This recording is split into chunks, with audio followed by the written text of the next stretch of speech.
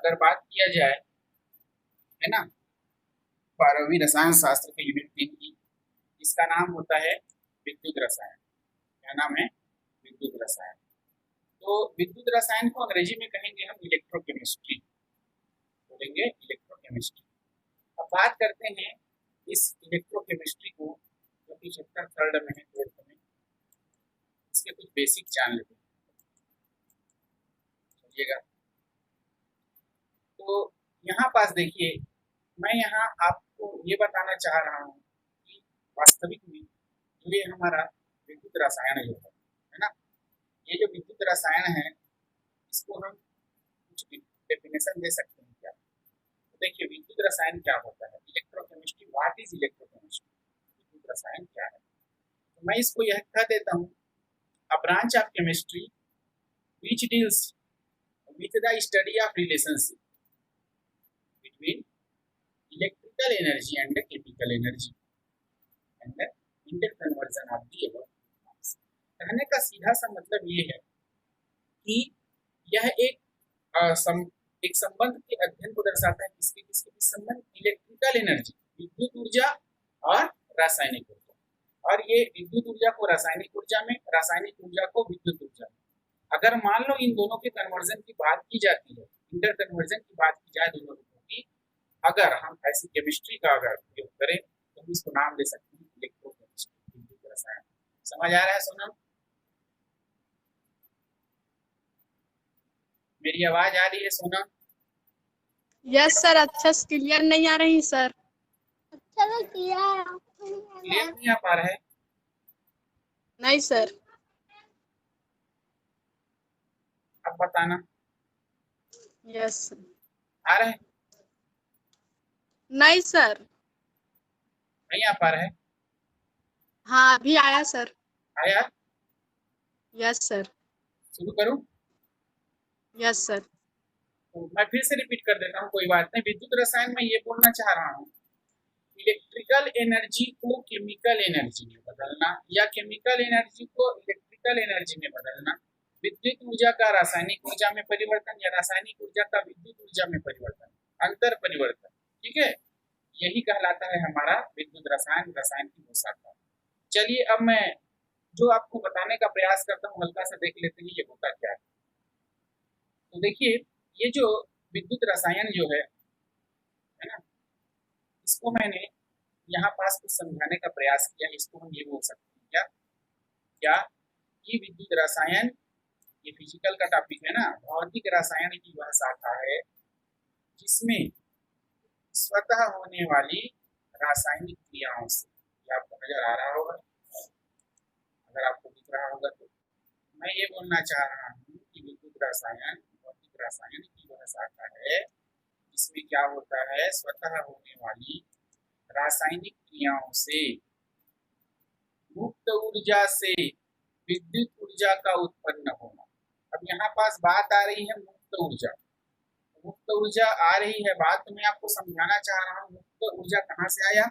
याद होगा हमने 11वीं में पढ़ा है थर्मोडायनेमिक्स, ऊष्मागतिकी, यहाँ से आ गया है हमारा मुक्त ऊर्जा। मैं आगे बताऊंगा, इसको अच्छे से डिफाइन करने का प्रयास किया गया है, स्वतः होने वाली स्पॉन्टेनियस केमिकल रिएक्शन से मुक्त ऊर्जा से विद्युत ऊर्जा का उत्पन्न होना। पहले रासायनिक क्रिया होगी, रासायनिक क्रिया से कुछ ऊर्जा मुक्त होगी और उस ऊर्जा से अगर विद्युत उत्पन्न हो गई, ठीक है, और दूसरी भाषा में क्या कहा गया, विद्युत ऊर्जा से अस्वतः रासायनिक क्रियाओं को संपन्न कराने का अध्ययन किया जाता है। तो दो बात यहाँ पास आप अच्छे से नोट कर सकते हैं, वो ये है कि सबसे पहली बात ये है कि स्वतः कब होगा, रासायनिक अभिक्रियाओं से स्वतः,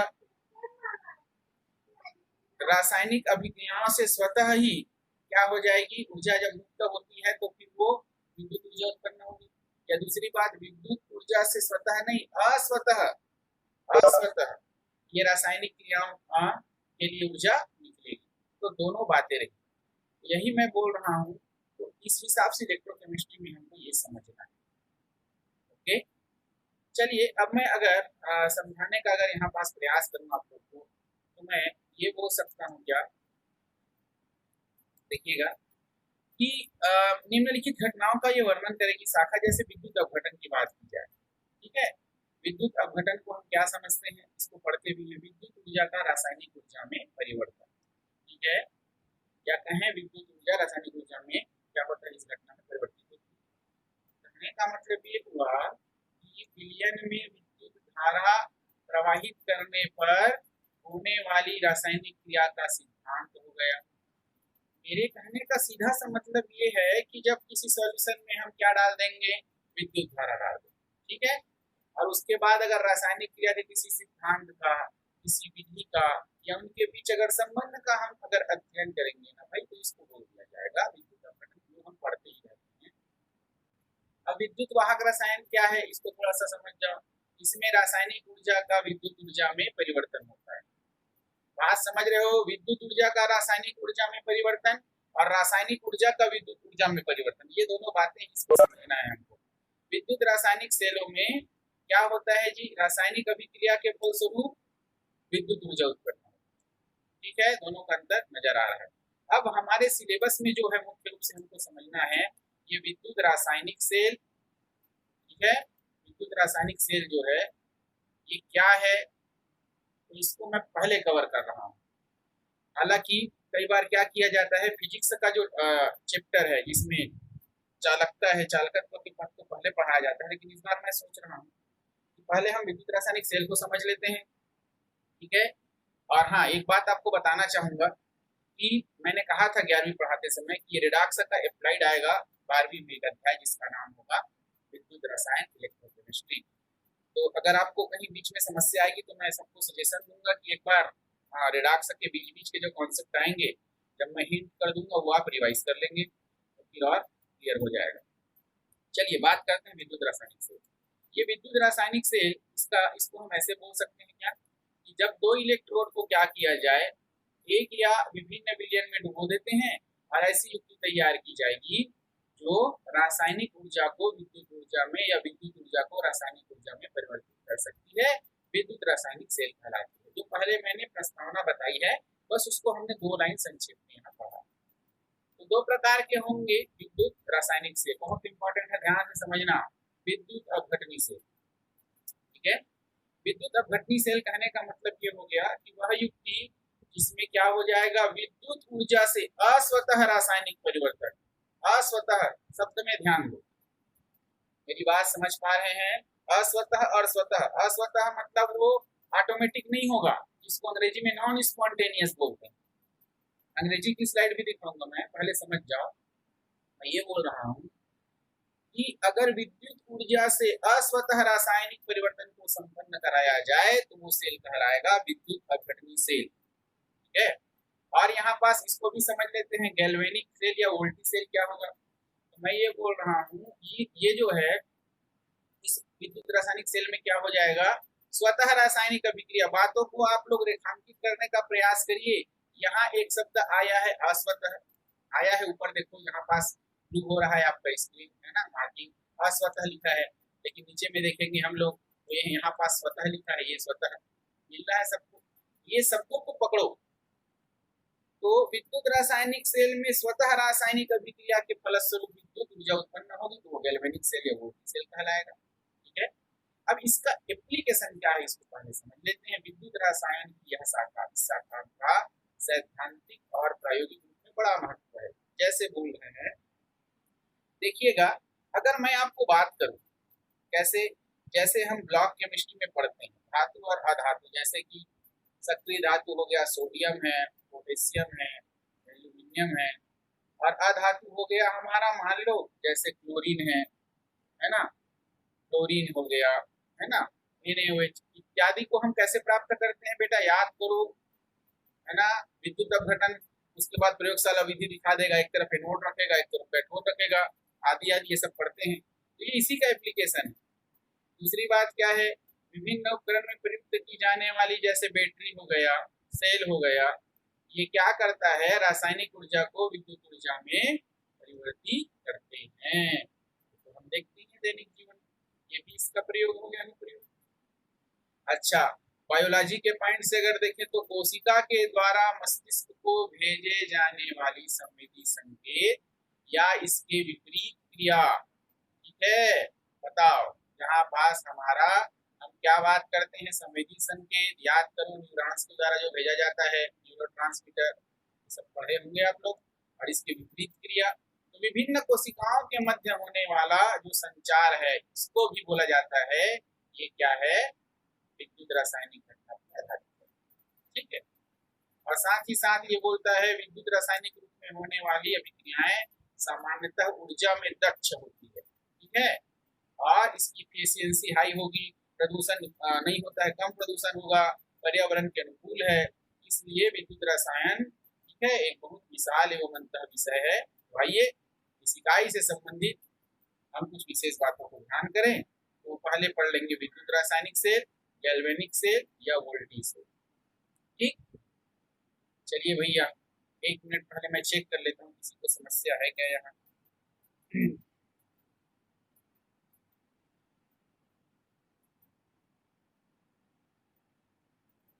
आज भी स्टार्ट नहीं हो रहा है, बोल रहा हूँ।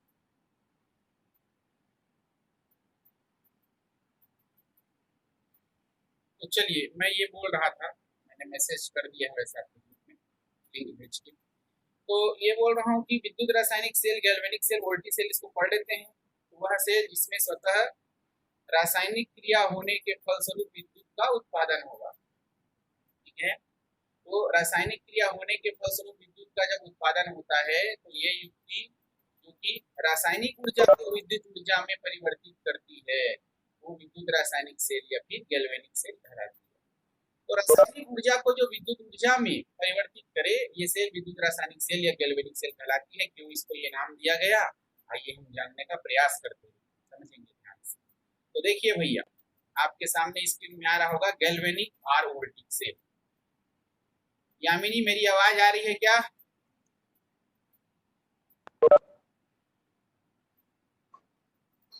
यामिनी? Yes sir. शुरू करूँ ना, मैं कंटिन्यू रखूँ ना? Yes sir. चलिए देखिए ध्यान से सुनेंगे ना, बहुत इंपॉर्टेंट टॉपिक चल रहा है। मैंने कल भी आपसे डिस्कस किया था कि आज की क्लास ज्यादा लंबी नहीं करूंगा, तो ध्यान रखेंगे। मैं ये बोल रहा हूँ, ये विद्युत रासायनिक सेल है, अभी हमने हेडिंग लगाया था ना गैल्वेनिक सेल या वोल्टिक सेल क्यों कहलाया। तो हम सब जानते हैं गैल्वेनिक और वोल्टिक सेल, यहाँ आपको स्क्रीन में नजर आ रहा होगा, लिखा हुआ इंग्लिश में। तो मैं ये बोलने का प्रयास करता हूँ आप सबको, ध्यान से, आपको अगर स्क्रीन नजर आ रहा होगा तो देखिएगा। The device in which chemical energy is converted into electrical energy, बात तो वही है। आप तो कोड वर्ड में लिख लो रे, जैसे मैं बताता हूँ क्या करें, यहाँ कीबोर्ड चला रहा हूँ। ये सीसी है ना, सीसी का मतलब क्या हो जाएगा, केमिकल एनर्जी। ठीक है, सॉरी सी सी सी सी ये सी होगा ना, मिटता भी नहीं मिट गया, चलो ये सी हो जाएगा। 1 मिनट रुकेंगे, कर्सर गायब हो रहा है, मैं यहाँ लिख देता हूँ, यहाँ आप लोग लिख के रख सकते हैं। क्या लिखें, सी ई, केमिकल एनर्जी। ये किसमें चेंज होता है, हमारा इसमें होगा chemical energy converted into the electrical energy, ई, याद रख लो। तो ऐसा युक्ति, द डिवाइस, जिसमें क्या हो जाएगा कि रासायनिक ऊर्जा किसमें परिवर्तित होगा, इलेक्ट्रिकल एनर्जी, विद्युत ऊर्जा में। हाँ, अब यहाँ शब्द पकड़े भाई, स्पॉन्टेनियस रेडॉक्स रिएक्शन। स्पॉन्टेनियस का मतलब स्वतः, वो स्वतः होगा, स्वतः। दो बातें मैंने कही थी, याद करो। जब इसके रिवर्स कंडीशन करें इलेक्ट्रिकल एनर्जी को केमिकल एनर्जी में, तो वो स्वतः नहीं होता है, अस्वतः बोला था मैं। अगर जो शुरू से क्लास को पता होगा, उसके लिए नॉन स्पॉन्टेनियस कहा गया था। यहाँ मैंने स्पॉन्टेनियस लिखा, क्यों, जब वो रासायनिक ऊर्जा को विद्युत ऊर्जा में अगर कोई युक्ति परिवर्तित कर रही है, तो ऐसी जो युक्ति है, ऐसा जो सेल है, इसको हम गैल्वेनिक सेल, इसी को हम इलेक्ट्रोकेमिकल सेल, और इसी को हम वोल्टेइक सेल कहते हैं। अब यहाँ पास बात आती है क्यों इसको गैल्वेनिक सेल कहा गया, क्यों इसको वोल्टेइक सेल कहा गया। तो आप सबको अगर नजर आ रहा होगा स्क्रीन, तो देखिए यहाँ कुछ जो हमको फोटोग्राफ्स नजर आ रहे हैं, ठीक है, महान वैज्ञानिक है, इनको प्रणाम करिए भाई। देखिए, this cell have been named in honour of Italian scientist, ठीक है, ये इटालियन साइंटिस्ट रहे इटली के, ठीक है, आपको दिख रहा होगा क्या, यूजी गैल्वेनी एंड एल्सेंड्रो वोल्टा। तो इनके सम्मान में, गैल्वेनी के सम्मान में, गैल्वेनी वोल्टा के सम्मान में इसको वोल्टिक सेल कहा गया, कहा जाएगा। ये बात समझ गए क्या। अब देखिए, हम शुरू जैसे किया था कहानी, तो थोड़ा लेट से जुड़ रहे हैं लोग, ध्यान देंगे अच्छे से मैं क्या बोल रहा हूँ। देखिए, अगर हमको केमिकल रिएक्शन एक्सप्लेन करना है इलेक्ट्रोकेमिस्ट्री में, तो कॉन्सेप्ट की अगर मैं बात करूँ सीधा सीधा, तो देखिए स्पॉन्टेनियस और नॉन स्पॉन्टेनियस का मतलब क्या होगा। स्पॉन्टेनियस मतलब स्वतः, यही जो शब्द जो मैंने कहा स्वतः, स्वतः कहने का मतलब क्या हो गया, वो रिएक्शन ऑटोमेटिक हो, हमको कोई एक्सटर्नल क्या बोलना चाहिए, कोई कार्य नहीं करना पड़ेगा ना। और नॉन स्पॉन्टेनियस कहने का मतलब वो स्वतः नहीं होगा, उसके लिए हमको कुछ काम करना पड़ेगा, ठीक है। आपको मैं याद दिलाऊं कक्षा 11वीं का वो अध्याय थर्मोडायनेमिक्स, जहां पास हमने मुक्त ऊर्जा पढ़ी थी, याद करो, जहां पास हमने एंथैल्पी पढ़ी थी, याद करो, जहां पास हमने आंतरिक ऊर्जा पढ़ी थी, याद करो, आ गया याद, जहां एंट्रोपी पढ़ी है, ठीक है। तो इसको मैं अप्लाई करूंगा। केमिकल रिएक्शन जो रासायनिक अभिक्रिया है, इसको मैं दो भाग में बांट सकता हूँ क्या। याद करें, जब हम लोग गिब्स हेल्महोल्ट्ज समीकरण पढ़े थे, आ गया याद सबको, उसमें हमने एक बात कही थी, क्या कोई अभिक्रिया स्वतः प्रवर्तित कब होती है। ऐसा आपको सवाल भी पूछा हूं मैं, कि हमने ये कहा था वो स्पॉन्टेनियस, वो रिएक्शन कब होगी स्वतः प्रवर्तित, जब डेल्टा जी का मान उसका क्या आ जाता है बेटा, निगेटिव आता है। ये आप पढ़े थे, याद आ रहा तो अच्छी बात, नहीं तो रिवीजन करना, नोट्स उठा के एक बार, आपको लिखवाया गया है अच्छे से। हम क्या करते थे, कोई आंकिक सवाल दे देता था, हमको चेक करना रहता था कि अभिक्रिया स्वतः प्रवर्तित है कि नहीं है, तो हम मान निकाल के देखते थे, अगर निगेटिव आ गया तो हम ये मान लेते थे कि ये अभिक्रिया क्या है, स्पॉन्टेनियस, ठीक है। और अगर नहीं आता था तो हम ये मान लेते थे कि ये स्पॉन्टेनियस है। तो मैं सीधा लिख देता हूँ, अगर डेल्टा जी का मान 0 से कम है, मतलब निगेटिव है, तब अभिक्रिया स्वतः प्रवर्तित होगी। और मान लो अगर इसकी वैल्यू, इसका मान जो है क्या है, 0 से ज्यादा है, तो नॉन स्पॉन्टेनियस होगी, याद रखना, ठीक है। और हमने निकाला था क्या, कि अप्रसार कार्य के लिए लिखा है यहाँ मैक्सिमम नॉन एक्सपेंशन वर्क, और उसको तो अंग्रेजी में ही वैसे लिखे थे EXP, देखना काफी। तो हम क्या बोल सकते हैं, प्रोसेस का वहां क्या होना चाहिए, माइनस डेल्टा जी होना चाहिए, ठीक है। और दूसरी बात, ये विद्युत कार्य क्या है जी, फिजिक्स में आप पढ़ते होंगे, electrical work is just electrons running through the wire, ये इलेक्ट्रॉन का दौड़ना है वायर में, ये तो मैं बोलता ही हूँ हमेशा भैया केमिस्ट्री। तो देखिएगा आप लोग यहाँ तक पढ़ते हैं,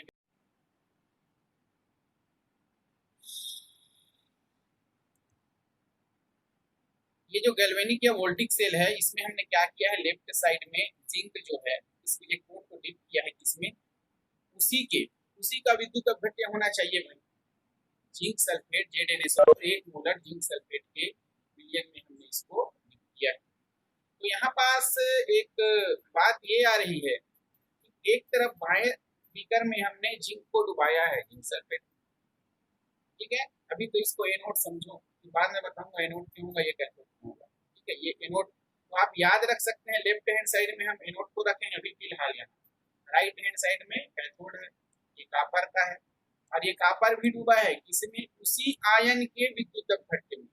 और यहाँ बात मैं ये कर रहा हूँ, अगर कॉपर लिए हो तो उसका विद्युत अपघट्य में कम से कम एक कॉपर तो होना चाहिए, इसलिए कॉपर सल्फेट के सॉल्यूशन में डुबा दिए, ठीक है।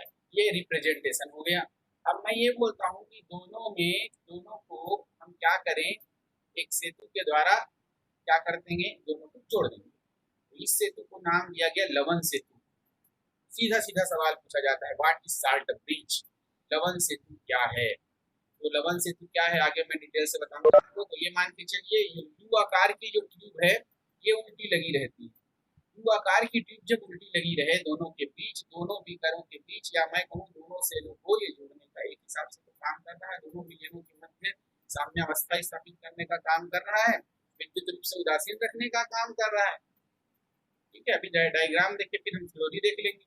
ये देखो बीच में ये वोल्टामीटर, अमीटर, गैल्वेनोमीटर लगा है भाई, यहाँ पास मार्किंग नजर आ रहा होगा, पीछे जैसे दिखते हैं, और चालकता 4 को दूर दिया गया है। ओके, ठीक है भाई। उस समय के पश्चात रिएक्शन होगा, ठीक है, रिएक्शन होगा और जिंक क्या बनाएगा हमारा, और हम पढ़ते हैं जिंक क्या बना लेता है, यहाँ जिंक है, इसको ऑक्सीकरण हो जाएगा, Zn+2 और 2 इलेक्ट्रॉन खो देगा। तो ये देखो आयनन हुआ है Zn2+, Zn2+। यहाँ जो इलेक्ट्रॉन खोया है वो इलेक्ट्रॉन क्या करेगा जी, ये देखो नजर आ रहा होगा हम सबको, तो हम ये बोल सकते हैं अब ये इधर परिपथ में गमन करेगा, और इधर क्या होता है, अगला एरो देखो, इधर क्या हुआ, ये कॉपर जो है, कॉपर सल्फेट आयन का जब, कॉपर सल्फेट विलयन का जब आयन हुआ तो क्या मिलेगा, Cu+2 SO4-2 मिलेगा। देखो तो यहाँ पास कॉपर धनायन के रूप में है, वो क्या कर लेगा, इलेक्ट्रॉन को ले लेगा, और इसी को हम बोलेंगे अब चाहिए हो जाएगा। तो बताओ ये हल्का सा रिएक्शन चल रहा है, फिर यहाँ हम आके देखें तो वही कहानी है जो हमको स्टार्टिंग में नजर आ रही है। मैं ये क्यों बताया, और मजेदार बात ये जो हमको गोला दिख रहा है ना अमीटर वोल्टमीटर का, इसमें जो एरो की मार्किंग है इस पर ध्यान देंगे। ये एरो का मार्किंग कभी ऐसे है ना, तो कभी ऐसे है, तो कभी इधर रहेगा, तो कभी सीधा रहेगा। ये एरो की मार्किंग भी हमको कुछ संकेत करेगी, इधर रहेगा, किस डायरेक्शन में जाएगा, इसको समझना है इस इलेक्ट्रोकेमिस्ट्री। ठीक है, ध्यान रखेंगे बातों को। थोड़ा सा थ्योरी देखते हैं, देखिए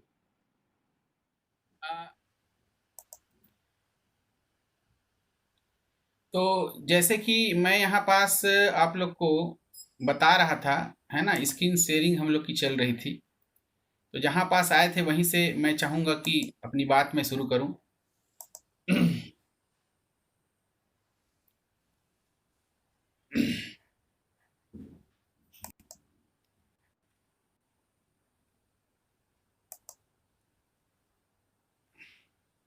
चलिए, तो यहाँ से हम बात फिर से शुरू करते हैं। मैं बोल रहा था कि अभी हमने गैल्वेनिक सेल को देखा था, है ना, गैल्वेनिक सेल को अभी हमने समझने का प्रयास किया कि ये जो गैल्वेनिक सेल है ये क्या होगा, कैसे होगा, इसके रिप्रेजेंटेशन में हमने यही बात की है।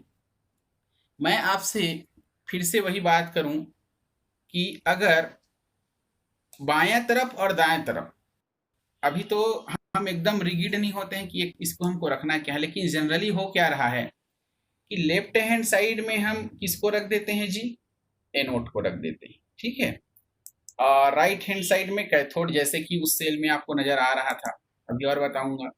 और यहाँ पास मैं ये बोल रहा हूँ, देखिएगा एनोड पे ऑक्सीडेशन होगा, कैथोड पे रिडक्शन होगा।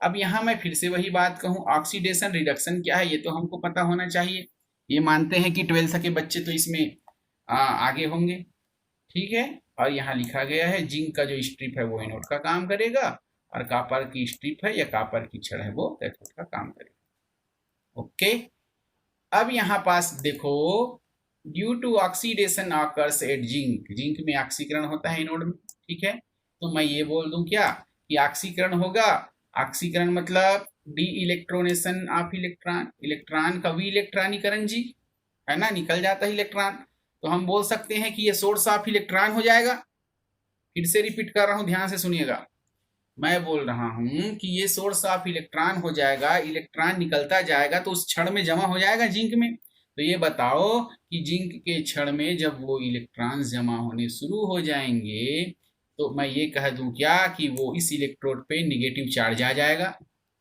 जी हाँ, यही बात कहना चाह रहा हूं मैं कि ये जो एनोड जो है जिंक का है वो निगेटिवली चार्ज होगा, ठीक है। अब यहाँ पास बात ये आती है, ये जिंक का जो हमारा एनोड है वो नेगेटिवली चार्ज है, लेकिन हम जनरली क्या पढ़े थे अभी तक, एनोड जो है वो धनात्मक होता है, कैथोड जो ऋणात्मक होता है। फिर से रिपीट कर रहा हूं मैं, ध्यान से सुनो, यही तो अंतर है हमारा इलेक्ट्रोलाइटिक सेल और इलेक्ट्रोकेमिकल सेल में। एनोड और कैथोड के चिन्ह बदल जाते हैं।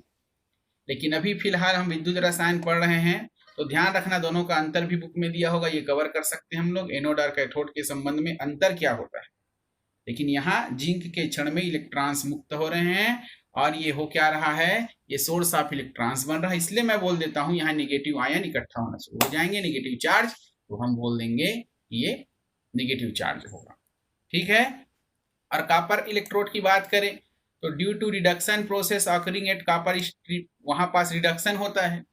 रिडक्शन होता है कहने का मतलब Cu+2 का हम सब जानते हैं ना, इलेक्ट्रॉन लेके वो क्या होते जाता है जी, रिड्यूस होते जाता है। तो ये क्या होगा, पॉजिटिव चार्ज ग्रहण कर लेगा और रिसीवर बन जाएगा इलेक्ट्रॉन।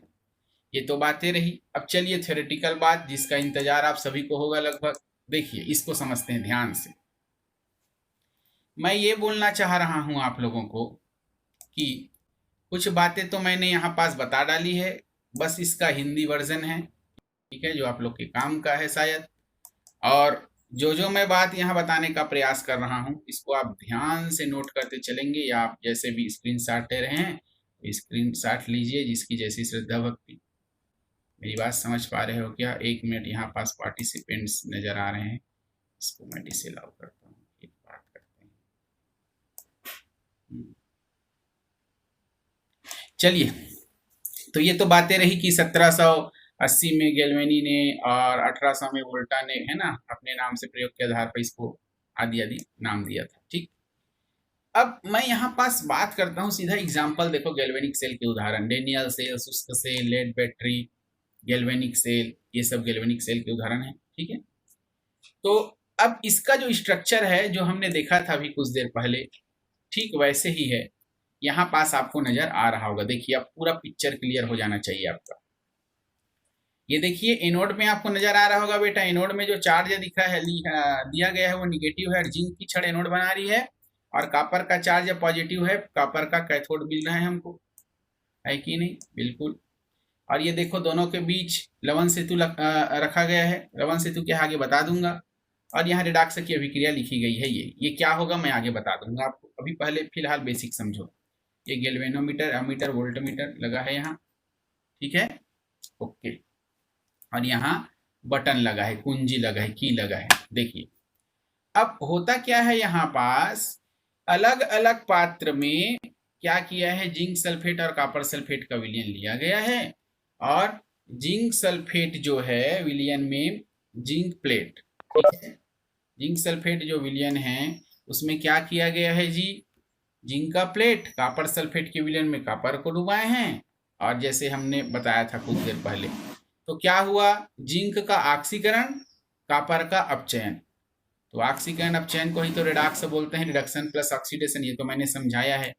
और देखो इसको ऐसे लिखा जाएगा, आपको याद होगा तो, नहीं तो आगे बताऊंगा ही मैं। Zn, और ये एक खड़ी लकीर बनाई गई है, ठीक है, ये दोनों प्रावस्थाओं को दर्शा रहा है, बोल सकते हैं क्या, एक जिसमें जब वो सामान्य धातु रहा और एक में ऑक्सीकृत अवस्था में है, Zn2+, ठीक है। अब देखिएगा काम की बात, दोनों धातु प्लेटों को हमने क्या किया है जी, वोल्टमीटर या गैल्वेनोमीटर तथा चालकत्वता से जोड़ दिया, ठीक है, और दोनों बीकरों के विलयन को एक लवण सेतु से जोड़ दिए। अब देखो लवण सेतु आ गया, ये यू आकार की नली होती है, बहुत इंपॉर्टेंट है। लवण सेतु क्या है, पूछ देता है सीधा सीधा, जिसमें प्रबल लवण भरा रहता है, KCl, KNO3, K2SO4, NH4Cl, NH4NO3, ठीक है, ओके, का जिलेटिन या अगर अगर से बना अर्ध ठोस जली विलयन भरा रहेगा इसमें।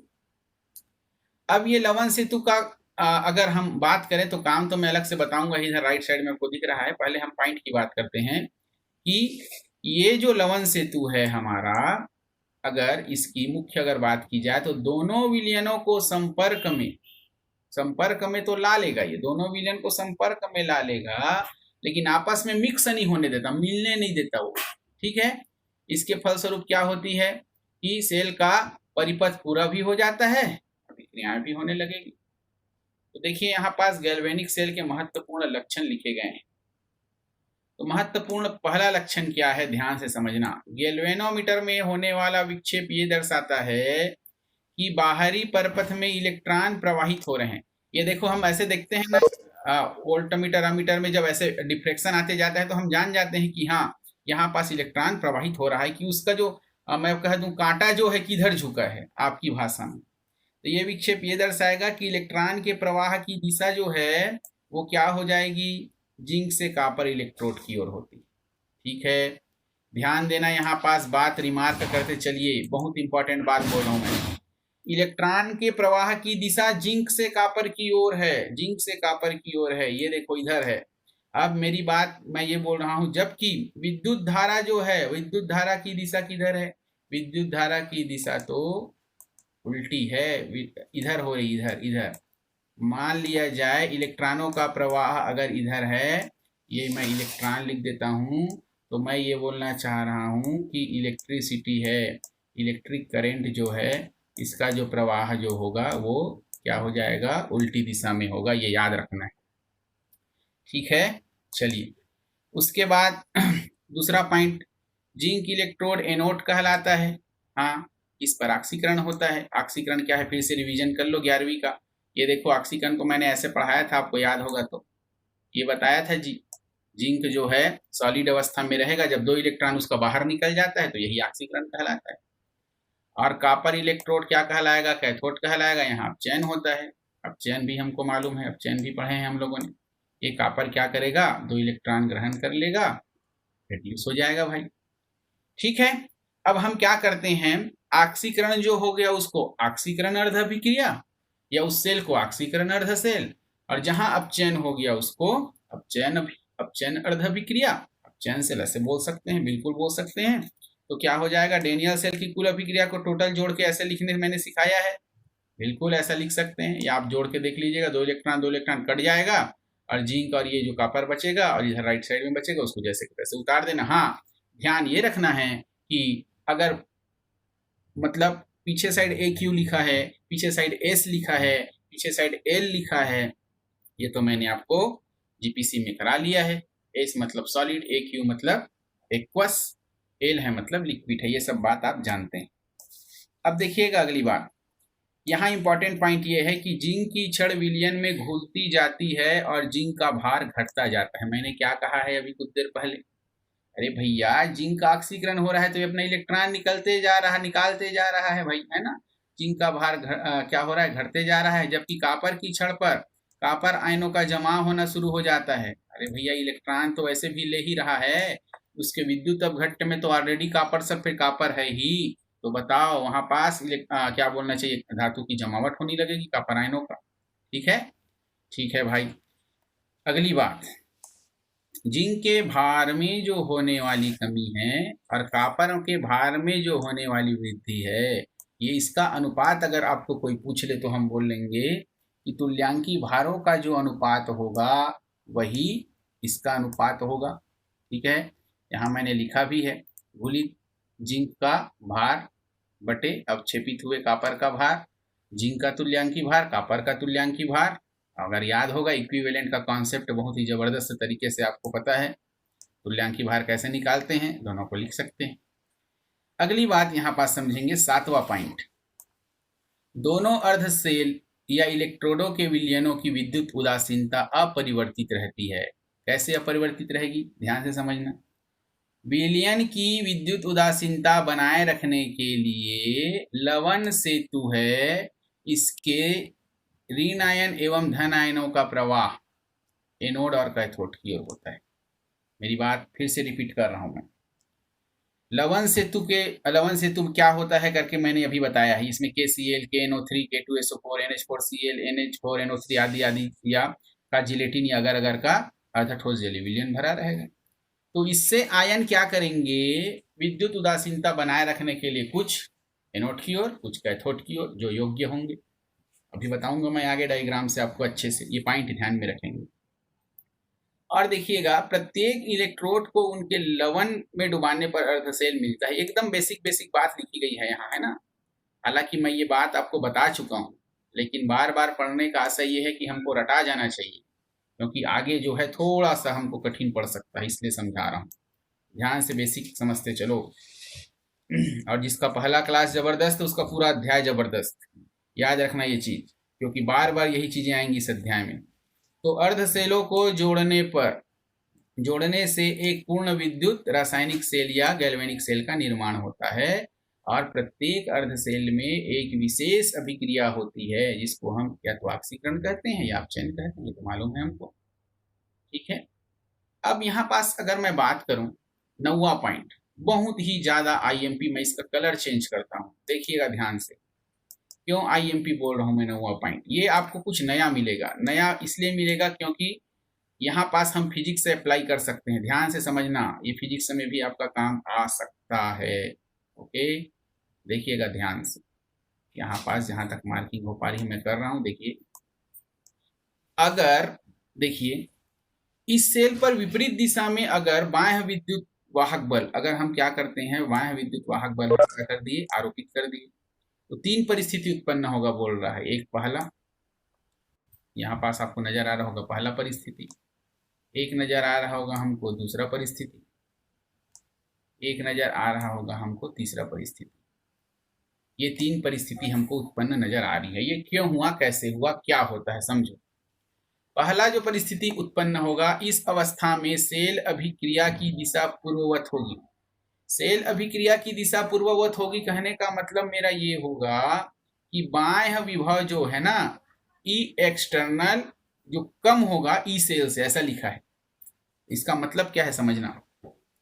मैं बोल रहा हूं बाह्य विभव के कारण, जो बाह्य विभव आरोपित किया जाएगा इसके कारण सेल का जो विद्युत वाहक बल है ना ये कम हो जाएगा। तो इससे क्या हो जाएगा, जो गैल्वेनोमीटर में जो विक्षेप होगा ना वो क्या हो जाएगा, जिंक इलेक्ट्रोड की ओर होगा। अरे भैया, विक्षेप जिंक इलेक्ट्रोड की ओर होगा मतलब ये देखो, ये जो कांटा है ना ये ऐसे आएगा। अब तो समझ आ गया होगा। ओके, पहले कंडीशन ठीक है। अब देखो, विक्षेप अगर जिंक इलेक्ट्रोड की होगा जो ये दर्शाएगा कि बाह्य परपथ में विद्युत का प्रवाह कॉपर से जिंक की ओर हो रहा है, ये दर्शाता है। गैल्वेनोमीटर के संकेत देख के हम जान जाएंगे कि इलेक्ट्रिसिटी किधर फ्लो हो रही। दूसरी बात, एक्सटर्नल अगर बराबर हो गया तो क्या होगा जी, बराबर होगा तो क्या होगा, रासायनिक अभिक्रिया रुक जाएगी और सेल के परिपथ में कोई विद्युत का प्रवाह नहीं हो पाएगा। ये तो स्वाभाविक सी बात है, और विद्युत धारा उत्पन्न नहीं होगी। और दूसरे वाले कंडीशन को मैं ऐसे लिख देता हूं, ये सीधा है ना, ये तिरछा नहीं है। नहीं समझ आ रहा है तो हम क्या करते हैं, इसको मिटा दिया जाए। देखिए ये सीधा रहेगा, ये आपको नजर आ रहा होगा, आ रहा है नजर, यही तो मैं बोल रहा हूं कि ये सीधा रह जाएगा। अब यहाँ पास तीसरा कंडीशन भी देख लो लगे हाथ। पहला कंडीशन में ये था, ये रो का मार्क ऐसे लगा लेना। दूसरे कंडीशन में ऐसे सीधा रहेगा, ठीक है। तीसरा कंडीशन में क्या हो जाएगा, देखो यहाँ पास नजर आ रहा होगा ये ऐसे है, ये नहीं बन पा रहा है, एरो मेरे से समझ जाना, ऐसे कुछ है, ठीक है। तो इस अवस्था में सेल अभिक्रिया क्या हो जाएगी, जब ई एक्सटर्नल का मान ई सेल के बराबर हो जाएगा तो क्या हो जाएगा, जो बाह्य विद्युत वाहक बल है, जो बाह्य विभव है, ठीक है, ये अगर क्या हो गया, ज्यादा हो गया तो अभिक्रिया विपरीत दिशा में होने लगेगी। तो विद्युत का प्रवाह जिंक इलेक्ट्रोड से कॉपर की ओर होने लगता है। भैया मेरी बात समझ पा रहे हैं सबके सब मैं क्या बोल रहा हूँ। अब आप बोलोगे कि पहले में तो क्या हो रहा था, जिंक से कॉपर से जिंक की ओर हो रहा था ना, ये ध्यान देना। अगर शब्दों में त्रुटियां हुई हो तो देखो, पहला देखो कॉपर से जिंक की ओर हो रहा है, दूसरे में कोई इलेक्ट्रिसिटी का फ्लो नहीं हुआ, और तीसरे में प्रवाह किधर से किधर हो रहा है जी, हम क्या समझ पा रहे हैं। तीसरे में जो प्रवाह स्पष्ट लिखा है, जिंक इलेक्ट्रोड से कॉपर इलेक्ट्रोड की ओर होने लगेगा, विक्षेप भी विपरीत दिशा में होगा, ठीक। ये सब बातें रही, और इसका कारण हमको तो पता है। इस तरह विद्युत ऊर्जा का जो उपयोग है रासायनिक ऊर्जा के संपन्न कराने में ले सकते हैं, ठीक। जिससे जिंक इलेक्ट्रोड पर Zn2+ का निक्षेपण या जमा और कॉपर की छड़ पर CuSO4 विलयन विलय में होकर Cu+2 आयनों में परिवर्तित हो जाते हैं। ये सब बातें रही। अब देखिए लवण सेतु के कार्य, यहाँ आपको नजर आ रहा होगा लवण सेतु के क्या कार्य हैं। बहुत ज्यादा EMP है, सीधा सीधा बोल्ड में सवाल आता है, लवण सेतु के कार्य क्या है, समझाइए बताइए, तो याद रखना। तो यहाँ पास जो कार्य दिए गए हैं, पहला तो सेल के परिपथ को पूर्ण करता है, ओके। दूसरा, यह दोनों विलयनों की विद्युत उदासीनता को बनाए रखता है, ये भी ठीक है, बता दिया हूं मैं। और परोक्ष रूप से आपस में जोड़ता है, ठीक है, परिपथ को पूर्ण करता है लेकिन आपस में मिलने से रोकता है। चौथी बात यह है, दोनों द्रवों की संधि पर उत्पन्न होने वाले द्रव संधि विभव या लिक्विड जंक्शन पोटेंशियल को उत्पन्न होने से रोकता है। तो ये नया शब्द आ रहा है एलजेपी, ये क्या होता है द्रव संधि विभव, इसको मैं समझा दूंगा थोड़ी देर में, ठीक है। ओके, बिल्कुल घबराओ मत। देखो अब देखते हैं लवन सेतु की कार्य प्रणाली, ये कार्य कैसे करते हैं इसको समझ लेते हैं, फिर लवन सेतु का मैं कुछ एक डायग्रामेटिकली रिप्रेजेंटेशन आपको बता दूंगा, फिर अच्छे से क्लियर हो जाएगा ये साल्ट ब्रिज लवन सेतु। वर्किंग कैसे करेगा, डेनियल सेल में क्या होता है, एनोड से कैथोड की ओर इलेक्ट्रॉन का गमन होता है, हमको मालूम, ठीक है। अब एनोड के चारों ओर विलयन में धनावेशित Cu+2 आयनों का जमाव क्या होता है, यहाँ पास क्या लिखा है देख लो, लिखा है ना, क्लाउड बढ़ जाएगा। जबकि कैथोड पर धनायनों के मुक्त होने के कारण क्या हो जाएगा, ऋणावेशित हो जाएगा, बोल रहा है धनावेशित हो जाएगा। यहाँ ऋणावेशित, यहाँ धनावेशित, यहाँ धनावेशित, यहाँ ऋणावेशित, कंफ्यूज नहीं होना है, आपको सीधा सीधा समझना है। जो इलेक्ट्रॉन निकालेगा तो इलेक्ट्रॉन का जमावट हो जाएगा, जो धन आयन बनाएगा तो धन आयन का जमावट हो जाएगा। शब्दों में उलझना नहीं है, बातों को समझो, और जितना 5-6 लाइन में लिखा है उसको केवल 2 लाइन में लिखना है, ठीक है, जैसे कि मैं हमेशा कहते आता हूँ, ठीक। तो बात क्या होगी, सीधा सीधा मैं समझाने का प्रयास करता हूं, इसको आप कंफ्यूज होंगे, मेरी बात सुनो, देखो यार। अब देखिएगा यहाँ पास हमने ये देखा है कि दोनों परिपथ को विद्युत रूप से उदासीन कैसे करेगा, इसको मैं समझाऊंगा एक स्लाइड से, याद रखना बस बात। जैसे Zn+2 है, तो Zn+2 है तो वहां पास Cl- चला जाएगा। Cl- कहाँ से, KCl है हमारे लवन सेतु में, लवन सेतु में हमारे पास KCl है कि नहीं है। अरे भैया, ये जो बात जो अभी आपको दिखा स्क्रीन में, इसके पहले वो ये बताने का प्रयास किया जा रहा है, यहाँ पास ध्यान से समझना। देखिए KCl होता है हमारे पास कहाँ, KCl होता है हमारे पास लवन सेतु में, तो इसका आयनन कर लो, चलो K+ बना लो, Cl- बना लो। और देखिए हमारे पास सेल में क्या है, Zn+2, हाँ Zn+2 है इधर, तो Zn+2 है, इसके पास Cl- आ जाएगा, आ सकता है कि नहीं आ सकता है, बिल्कुल आ सकता है। और यहाँ पास Cu+2 है, मेरी बात समझ पा रहे हो। तो यहाँ पास देखिए अगर इलेक्ट्रॉन है, इलेक्ट्रॉन उसको K+ ले लेगा और ये इधर चला जाएगा, मेरी बात समझ पा रहे हैं सबके सब। तो एक आयन एक तरफ जाएगा, एक आयन एक तरफ जाएगा, मतलब उदासीन करने का काम चलेगा। एरो का चिन्ह गलत बन गया था, बातों को समझो। विद्युत रूप से उदासीन करने का मतलब जो चार्ज ज्यादा रहेगा उसको बैलेंस करने का काम करेगा सीधा, ठीक है। चलिए अब यहाँ पास द्रव संधि विभव उत्पन्न होता है, इसको रोकता है, कहने का मतलब क्या होता है लवन से। ये देखिए यहाँ पास LGP या EJ, ये क्या है, अपना ज्ञान बढ़ा है। गैल्वेनिक सेल में दोनों इलेक्ट्रोड को क्या होना है, क्या लिखा है, विलयनों को सीधे संपर्क में लाने पर ये जो चित्र बना है ना, इसके अनुसार क्या हो जाएगा, संधि पर द्रवों का मिश्रण होना शुरू हो जाएगा, एक दूसरे में मिलना शुरू हो जाएंगे।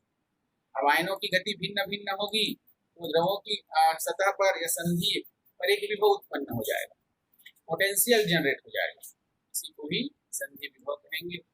अब भैया संधि उत्पन्न हो जाएगा तो ये सेल के विद्युत वाहक बल को कम कर देगा रे, सेल के विद्युत वाहक बल को कम कर देगा। तो देखिए सेल का जो विद्युत वाहक बल यहाँ मैंने लिखा है E बराबर, क्या लिखा है, E बराबर E1 + E2 + E3, जो भी है जितना है जोड़ते चलेंगे। तो इसके फलस्वरूप ये हो जाएगा, यहाँ E1 और E2 सेल के इलेक्ट्रोडों के ऑक्सीकरण और अपचयन विभव का योग है, और चाहे E3 को मान लो ये द्रव संधि विभव है, या किसी एक को द्रव संधि विभव मान लेंगे। तो यहाँ लिखा है देखो, KCl जैसे विद्युत अपघट्ट से बने लवन सेतु का उपयोग करेंगे तो E का मान क्या हो जाता है बेटा, EJ का मान 0 है, 0 हो जाएगा, तो लवन सेतु द्रव संधि विभव उत्पन्न करने से रोक देगा, सीधा सीधा बात, ठीक है।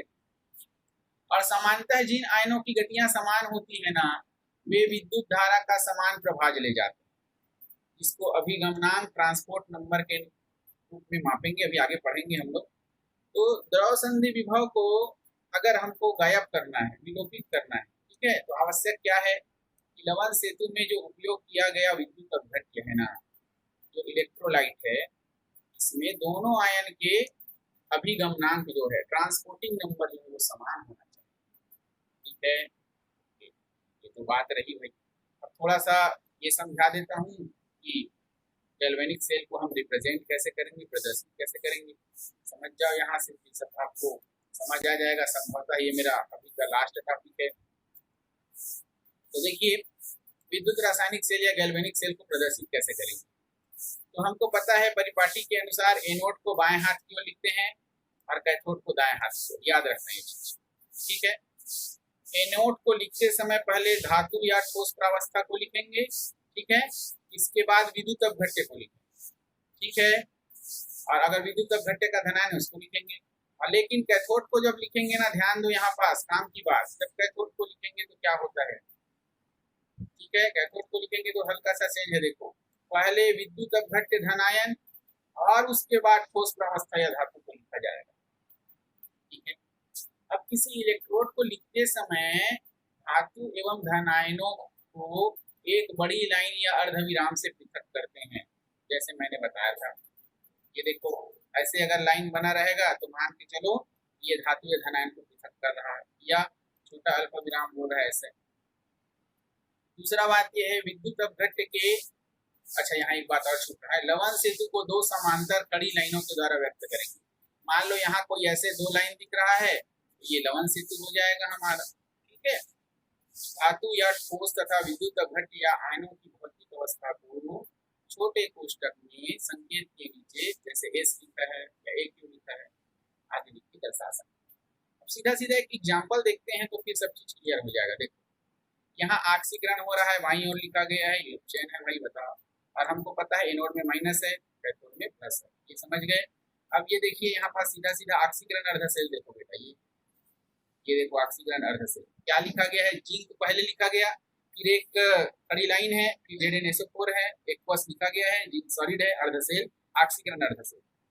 इधर देखो अब चयन अर्ध सेल है कि नहीं है, इसमें पहले विद्युत अपघट्य को लिखा गया, सांद्रता के साथ 1 मोलर लिखना जरूरी है, उसका कॉन्सेंट्रेशन लिखना जरूरी है।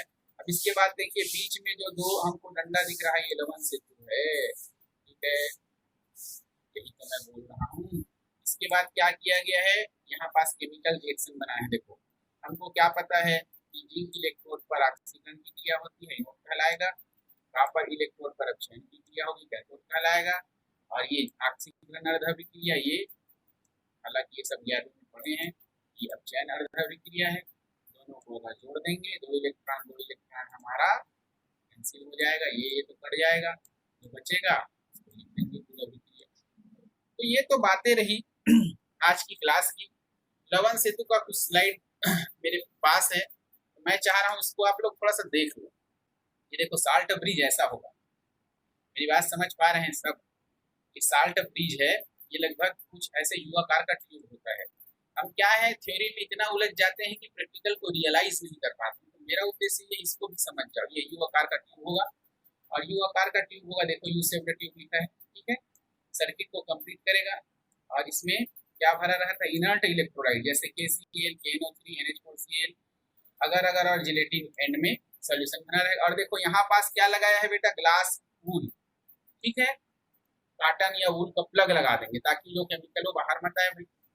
ये तो कुछ बातें रही। ठीक है, ओके। और अपने को पता है भैया ions of the electrolyte do not react, ये क्रिया तो नहीं करते, ठीक है, लेकिन विद्युत रूप से उदासीन बनाने का काम करेंगे भाई। एक और स्लाइड दिखा देता हूँ, ये देखो यहाँ पास साल्ट ब्रिज का ये कलरफुल रिप्रेजेंटेशन आपको नजर आ रहा होगा। ठीक है, फंक्शन ऑफ साल्ट ब्रिज में हम सब देख पा रहे हैं, ऑक्सीडेशन हाफ सेल रिएक्शन और रिडक्शन हाफ सेल रिएक्शन आप सबको नजर आ रहा होगा। तो ठीक है, ऑक्सीडेशन हाफ सेल रिएक्शन ये हो गया हमारा, ठीक है, रिडक्शन हाफ सेल रिएक्शन ये हो गया हमारा। और आप सबको मालूम है, क्या मालूम है, इसको तो मैंने अभी बताया है, आपको अच्छे से समझाया है। ये हमारा कौन सा मीटर है, गैल्वेनोमीटर बोलो, वोल्टमीटर बोलो, ये लवण सेतु है, ये हमारा बीच का भाग। ठीक है, ये साल्ट ब्रिज का काम है दोनों को विद्युत रूप से उदासीन करना। ठीक, ये बात हो गई कुछ। अब इसके बाद देख लेते हैं आगे हम फंक्शन ऑफ साल्ट ब्रिज में, जैसे मैंने बताया था। ठीक है, एनोड पे क्या होता है जी, क्या देखा था हमने, जिंक का क्या होगा, ऑक्सीकरण होता है जिंक का ऑक्सीकरण। ऑक्सीकरण मतलब इलेक्ट्रॉन का बाहर निकलना, निकलेगा।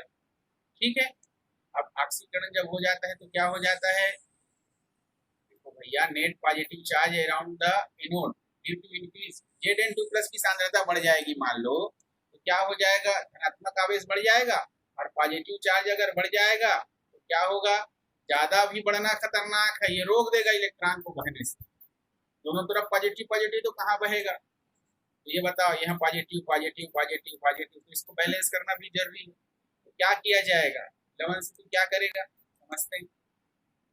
और इधर कॉपर की तरफ देखो, कॉपर की तरफ अगर देखने का प्रयास कर रहे हैं, एक बार में मैंने दिखाया है किधर की ओर, एक बार मैंने दिखाया है जिनको, इधर देखो कॉपर में, कॉपर में क्या हो रहा है, कैथोड पे इंक्रीज हो रहा है इसका एनायन का सांद्रण, तो नेगेटिव चार्ज अगर बढ़ गया कैथोड में, ये भी खतरनाक, मतलब कहने का मतलब ये है करंट विल फ्लो, तो कोई यहाँ पास धारा प्रवाहित नहीं होगी। अब ये लवण सेतु क्या करता है कि अपने जो आयन जो है इसको भेज करके विद्युत रूप से उदासीन बनाने का प्रयास करता है। ध्यान से समझिएगा, ये जो स्क्रीन है ये हमारा कॉन्सेप्चुअल स्क्रीन है, इसको आप पहले तो स्क्रीनशॉट ले लो भाई सबके सब। K+ आयन मूव्स टू कैथोड कंपार्टमेंट, ये देखो यहाँ K+ नजर आ रहा होगा, कैथोड की ओर जाएगा ये, ओके। और क्या हो जाएगा, Cl- आयन मूव्स टू एनोड कंपार्टमेंट, जैसे मैंने पहले भी बताया था, और Cl- जो आएगा एनोड की ओर आएगा। और ये क्या करेगा, पॉजिटिव चार्ज K है, ये किधर मूव करेगा, कॉपर हाफ सेल की ओर, नजर आ रहा है ना सबको, ठीक है, कैथोड की ओर जाएगा बोला ना, और Cl इधर जाएगा एनोड की ओर। इस प्रकार से हम ये बोल सकते हैं क्या, विद्युत रूप से उदासीन बना सकता है, ठीक है। चलिए भैया, ये सब तो बातें रही विद्युत रसायन की, तो मैं आप सबसे कुछ सवाल पूछना चाहता हूँ, आप बताएंगे, जिसको आंसर पता होगा वो बताएंगे, और मीटिंग छोड़ के कोई नहीं जाएंगे, याद रखेंगे मेरी बात। मैं जो सवाल पूछ रहा हूँ ये मुझको बताएंगे। आप मुझको ये बताइएगा, कौन बताना चाहता अपना नाम बता देना। एनोड पर रेडॉक्स में ऐसी कौन सी अभिक्रिया होती है, एनोड पर होने वाली अभिक्रिया को हम क्या कहते हैं, कौन बताएगा। मैं। जी कौन, भूपेश। बताओ बेटा। ऑक्सीडेशन। वेरी गुड, चलिए ठीक है, तो मैं यहाँ पास अगला सवाल पूछ रहा हूँ। अभी मैंने लवण सेतु बताया है, तो लवण सेतु में मैंने ये बताया कि अगर मान लो उस लवण सेतु में KCl का जिलेटिन या अगर के साथ पेस्ट बना के डाल दें, तो K+ आयन किधर जाएगा और Cl- आयन किधर जाएगा, ये कौन बताएगा।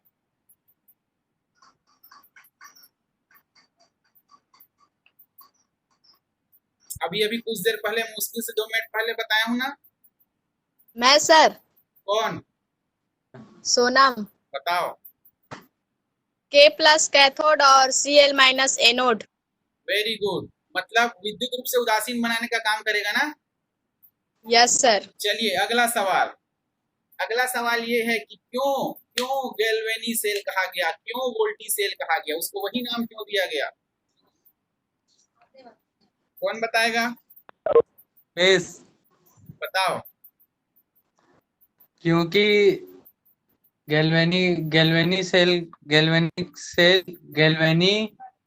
लुइस गैल्वेनिक नामक वैज्ञानिक, वेरी गुड, और वोल्टा। और वोल्टी सेल एलेक्जेंड्रो वोल्टा। बहुत बढ़िया, आज तो बहुत बढ़िया पढ़ाई किए हो आप लोग। चलिए अगला सवाल, अगला सवाल कोई अगला बंदा बताए तो मुझको खुशी होगी।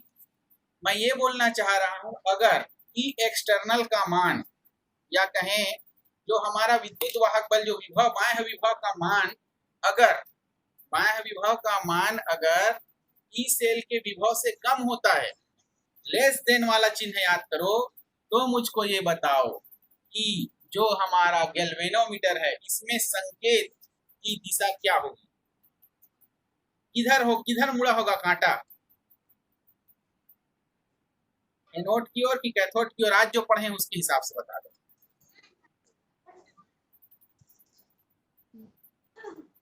बताइए बाकी लोग, मेरी आवाज सुन पा रहे हैं? यामिनी बताओ।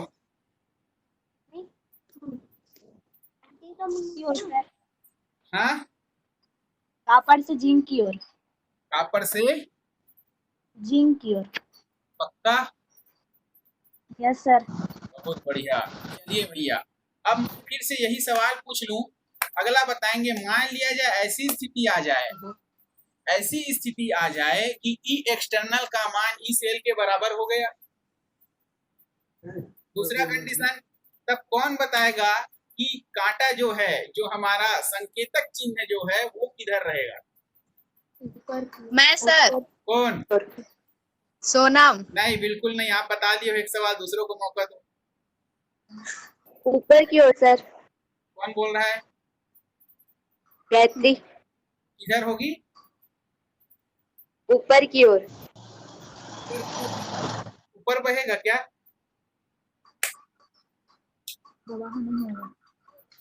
कॉन्सेप्ट बताओ, कॉन्सेप्ट। ऊपर की ओर होगी कि बीचों बीच होगी?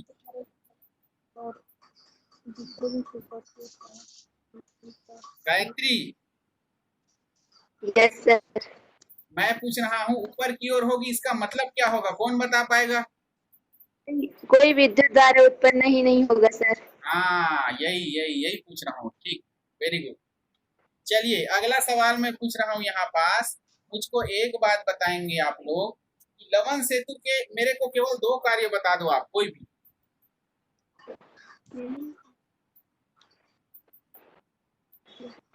चांदनी जुड़ी है या चांदनी बताएगी? लवन सेतु के 2 कार्य बता दो।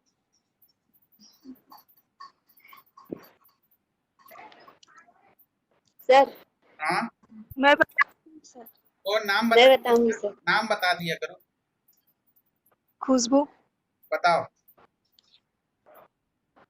परिपथ पूर्ण करते हैं। ठीक है। और यह द्रव संधि पर उत्पन्न होने वाली संधि विभव उत्पन्न करती है। गलत बात। ऐसे संधि विभव को उत्पन्न करेगा? रोकता है। रोकता है बेटा, रोकता है ना? रोकता है। अच्छा चलो, ये संधि विभव की बात अगर हम किए तो कोई संक्षेप में मुझको ये बता देगा क्या कि ये क्या होता है संधि विभव? कोई बताना चाहेगा?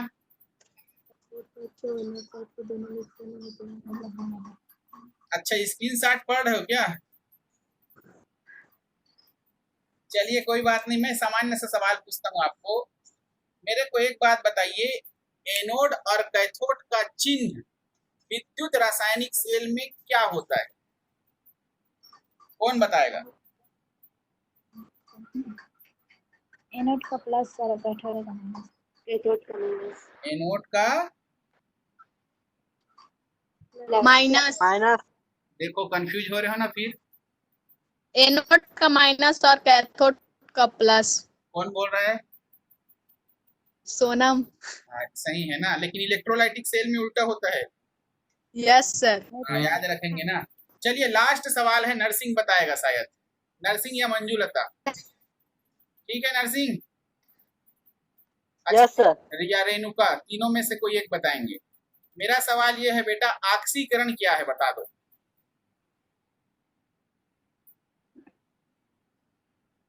ऑक्सीकरण।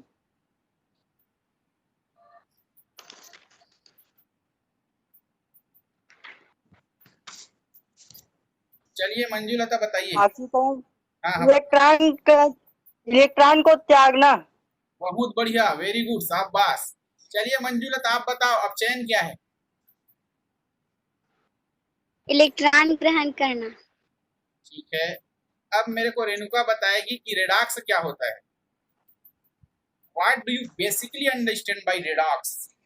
रेडॉक्स शब्द से हम क्या जानते हैं? मतलब उसको कुछ तोड़ सकते हैं क्या? किन शब्दों से मिलकर बना है? सीधा सीधा अगर सरल करूं तो।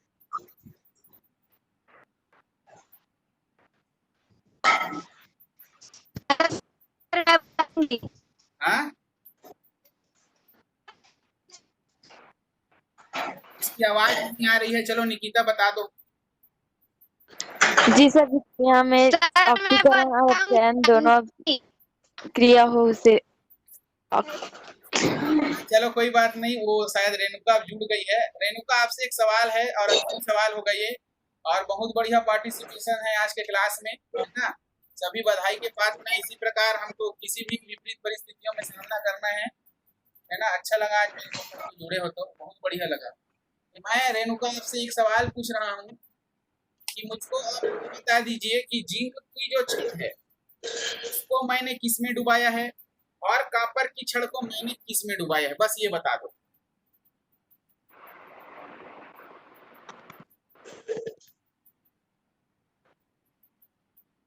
रेणुका, आवाज सुन पा रहे हो? रेणुका, चलिए चांदनी बताओ।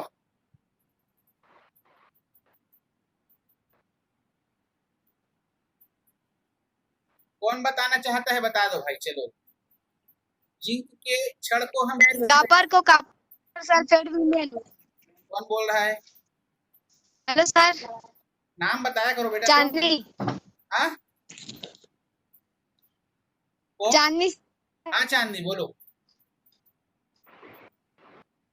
बोलिए बोलिए, बोलो बोलो, हम सुन रहे, बोलो। सर आवाज अच्छा नहीं आ रहा है सर। चांदनी बोलो ना रे, बोलिए। नेटवर्क इशू है लग रहा है। चलिए बोलिए, हम यहाँ से यस सर। हाँ बोलो। मैंने जो सवाल पूछा इसका आप